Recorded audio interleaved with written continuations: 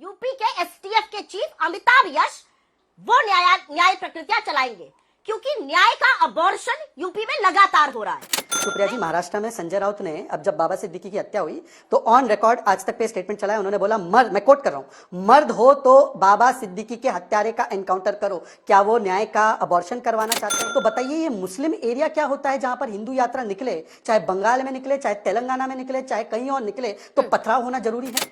मरे केवल नक्सल आतंकी थे, उनको सुप्रिया ने नक्सली को शहीद बोला था। सुप्रिया श्रीनेत, आपने 20 सीट आएगी बीजेपी की ये बोला था और फिर नाम बदलने की बात की थी। बात आप बदलती हैं, झूठ आप बोलती है। मैं शहजाद पूनावाला हूं, अपनी बात को कभी मैं झूठ नहीं बोलता। मैंने बोला था कि कांग्रेस वाले हमें स्क्रिप्ट देते थे कि देना है गाली मोदी को ताकि आपको आगे बढ़ना है। ये आज आप शायद देती होंगी, क्योंकि जब चैनल में थी तब तो अलग लाइन लेती थी, आप छोड़ दी। जय श्री राम दोस्तों।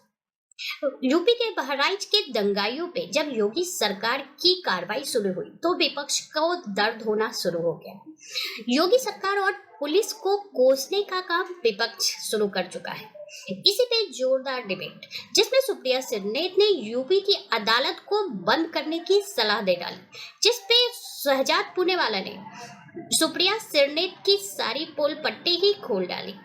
तो आइए देखते हैं इसी पे जोरदार डिबेट। देखिए, एनकाउंटर के नाम पर दंगाई बचाओ अलायंस फिर से काम पर। अभी हमने पुलिस का ऑफिशियल वर्जन एक नहीं 3 बार सुना। यूपी एसटीएफ से सुना, एसपी बहराइच से सुना, डीजीपी से सुना, पर पुलिस की बातों पर यकीन नहीं करना है।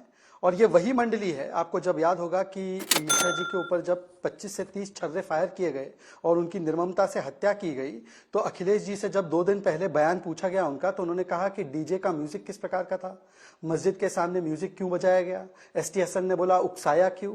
मतलब कि जिस व्यक्ति को निर्ममता से मारा गया है 20-25 गोलियां, उसके विषय में तो ये तर्क कुतर्क एक्शन रिएक्शन देने लगे। पर अगर पुलिस जवाबी फायरिंग कर दे तो पुलिस की जवाबी फायरिंग पर भरोसा नहीं। अजय राय जी ने भी बोला है ये फेक एनकाउंटर है। वैसे तो इसमें आपको प्रोटोकॉल पता है कि एनएचआरसी की जांच और judicial magistrate, not government, judicial magistrate की जांच होती है, उसके बाद ही निर्णय होता है। पर देखिए, ये वो गठबंधन है। सर्जिकल स्ट्राइक पर डीजीएमओ ने प्रूफ दिया, क्या बोला, सबूत दिखाइए।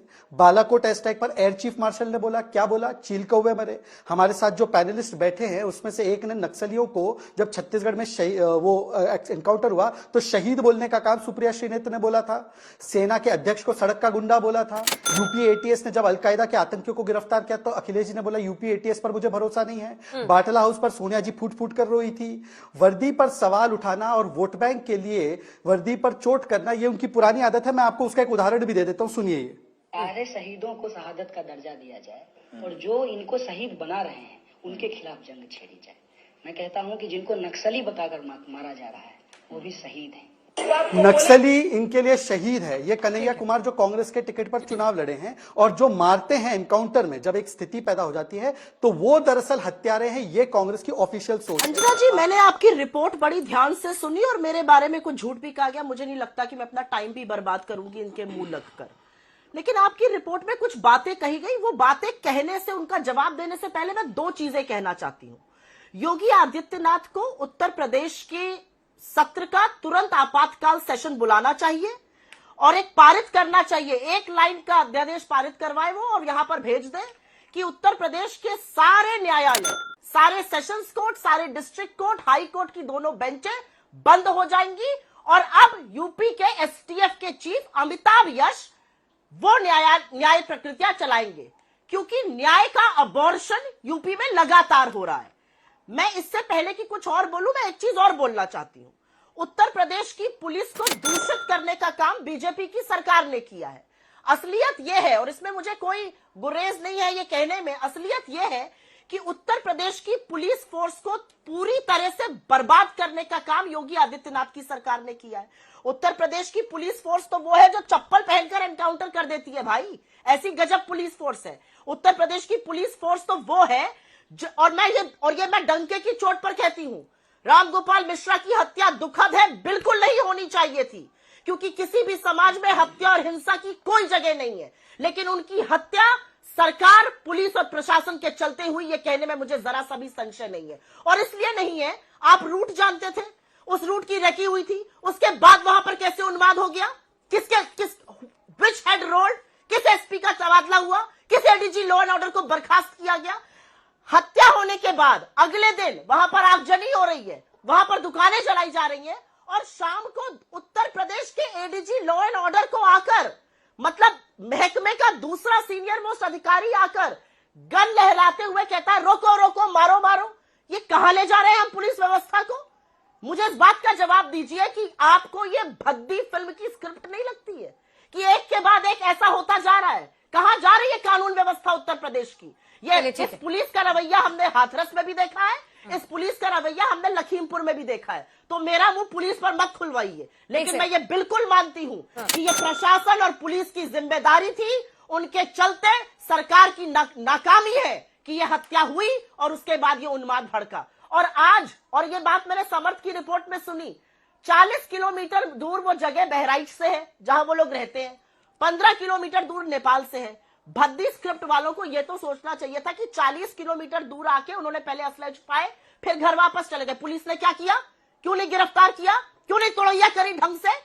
और अगर इसी तरह से कानून व्यवस्था चलेगी तो आप न्यायालयों पे ताला लगा दीजिए, क्योंकि आप वस्तुतः वही काम कर रहे हैं। उनके साथ अन्याय हो रहा है। मतलब कि राम गोपाल मिश्र की गलती ये थी कि उसने एक हरा झंडा उतारा, तो उसकी गुस्ताखे झंडे की एक ही सजा गोली मार देना। उसकी गलती थी, चलो मान लेते कि मस्जिद के सामने म्यूजिक बजा रहा था, तो गुस्ताखे म्यूजिक और गुस्ताखे डीजे की एक ही सजा कि गोली मार दोगे? वो अन्याय है क्या? उनके साथ अब जो कार्रवाई हो रही है इन लोगों के ऊपर, तो ये अन्याय है। न्याय क्या है कि अगर आप म्यूजिक बजा दोगे मस्जिद के सामने, डीजे बजा दोगे, तो आपकी हत्या कर दी जाएगी। हरा झंडा उतार, मान लो उतार दिया उसने, तो गोली मार के जान ले लोगे? ये संविधान की बात है क्या? दूसरी बात, मुझे अपनी पूरी बात रखने दीजिए, काफी सारे सवाल थे। अभी सुप्रिया जी ने बोला कि न्याय का अबॉर्शन किया जा रहा है।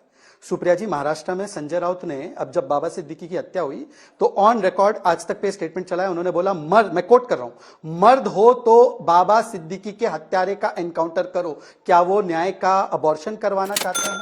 महाराष्ट्र में 10 साल की जो कांग्रेस की सरकार चली, 622 एनकाउंटर हुए और सबसे ज्यादा एनकाउंटर प्रदीप शर्मा, प्रफुल्ल भोसले, विजय सालास्कर, रविंद्र आंगले, सचिन वजे, जिनको ये बचा रहे थे, बोल रहे थे ओसामा से तुलना मत करो। महाराष्ट्र नंबर 1 था इन एनकाउंटर्स में, और उनकी सरकार जो है कहती थी कि एनकाउंटर बिल्कुल सही हो रहा है।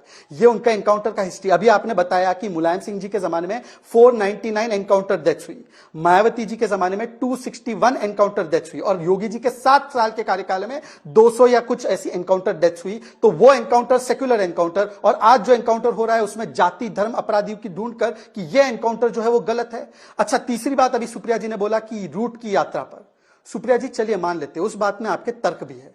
रूट की यात्रा पर क्या कमियां रही? पुलिस प्रशासन से बिल्कुल सवाल पूछे जाने चाहिए। पर सुप्रिया जी, एक बार तो बताइए, आप तो उदारवाद का सबसे बड़ा ठेका लेकर कांग्रेस और इंडिया अलायंस घूमता है, तो बताइए ये मुस्लिम एरिया क्या होता है जहां पर हिंदू यात्रा निकले, चाहे बंगाल में निकले, चाहे तेलंगाना में निकले, चाहे कहीं और निकले, तो पथराव होना जरूरी है?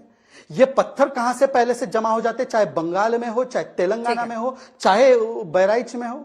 ये हथियार कहां से जमा हो जाते हैं? और जब हथियार इस्तेमाल करने वालों पर कार्रवाई होती है तो एमआईएम के केस कौन वापस लेता है? सुनिए ये सुप्रिया का बयान। छत्तीसगढ़ में जब इनकी सरकार थी, एनकाउंटर हुआ, सुप्रिया का बयान, जैसे अनुराग ने अन्याय होता है ना इन लोगों के साथ कहा था, ये सुनिए। नहीं, मैं इस पे कोई राजनीति नहीं करना चाहती हूँ। मुझे लगता है इसकी बिल्कुल गहन जांच होनी चाहिए, और उन सब लोग जो शहीद हुए, हमारे सुरक्षाकर्मी भी कुछ घायल हुए, उन सबको हमारी संवेदनाएं। सुरक्षाकर्मी केवल घायल हुए थे, कोई हमारे पुलिस वाले या सीआरपीएफ के लोग की जान नहीं गई थी। मरे केवल नक्सल आतंकी थे। उनको सुप्रिया ने नक्सली को शहीद बोला था। सुप्रिया श्रीनेत, आपने 20 सीट आएगी बीजेपी की ये बोला था, और फिर नाम बदलने की बात की थी। बात आप बदलती है, झूठ आप बोलती है। मैं शहजाद पूनावाला हूं, अपनी बात को कभी मैं क्योंकि आप पर डायरेक्ट अटैक रहता है। अगर उसका दूध का दूध पानी का पानी करने आ जाएंगे तो नरेंद्र मोदी जी को क्या क्या इन्होंने नहीं कहा था, और वो बातें अगर अब मैं यहाँ पे सुनाने लगूं तो थोड़े शर्मिंदा हो जाएंगे। लेकिन 10 सेकंड मुझे भी दे दीजिए जैसे आपने उनको दिए थे, क्योंकि ये बात सुनानी जरूरी है। भाजपा आरएसएस कोई हिंदू नहीं है, वो सिर्फ ड्रामा है। ये सच्चे पक्के हिंदू भी नहीं है। मोदी जी ने कभी 4 धामों का तीर्थ यात्रा भी नहीं किया आज तक। मोदी जी को हिंदू का सर्टिफिकेट बांटते थे, अब जाके उनकी चरणवंदन करें, उससे मुझे ये बहस का मुद्दा नहीं है। लेकिन क्योंकि इन्होंने ऊंची हरकत करी, मुझे लगा दोबारा से ऊंची हरकत इनके साथ होनी चाहिए। दूंगी, बीच में मत बोलिए, मैं दूंगी। और मेरा अपना मानना है, डीजे बजे उससे कोई इतना उत्तेजित हो जाए गलत है, छोड़िए उसको। लेकिन उन डीजो पर क्या बज रहा है, ये हमारे सभ्य समाज पर धब्बा है। मुझे आज भी वो दिन याद है और मुझे अच्छा लगा कि उत्तर प्रदेश में केस हुआ था, हजरतगंज चौराहे पर इतने भद्दे गाने बज रहे थे जिस दिन राम मंदिर का अनावरण हुआ था। वो गलत था, वैसे ही ये भी गलत है। लेकिन मैं एक बात कहकर अपनी बात खत्म करना चाहती हूं।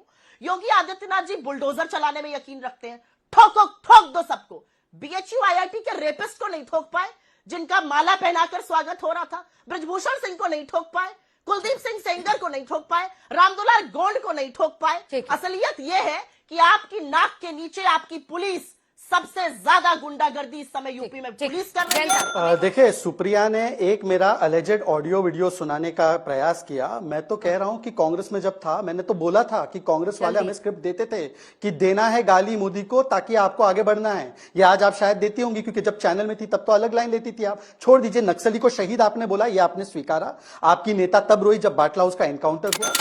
इस डिबेट को लेकर आपकी क्या राय है, हमें जरूर बताएं। हमारे साथ जुड़े रहने के लिए चैनल को लाइक एंड सब्सक्राइब करना ना भूलें। Thank you so much.